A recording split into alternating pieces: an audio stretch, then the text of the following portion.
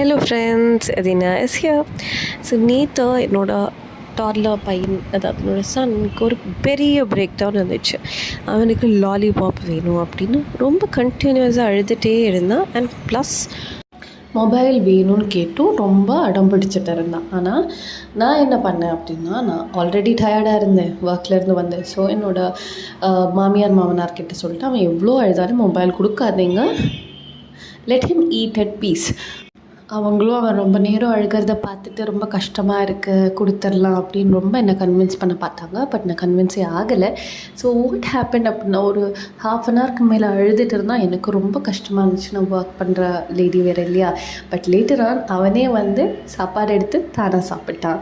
So என்ன சொல்ல வரேன் அப்படின்னா, gentle parenting is good. But சில டைம் நம்மளும் மனசை கல்லாக்கிட்டு கொஞ்சம் ஹார்டாக இருக்க வேண்டியிருக்கு. ஸோ ட்ரை பண்ணுங்கள், அவங்க முன்னாடி பிரேக் ஆகாமல். they surely eventually learn it.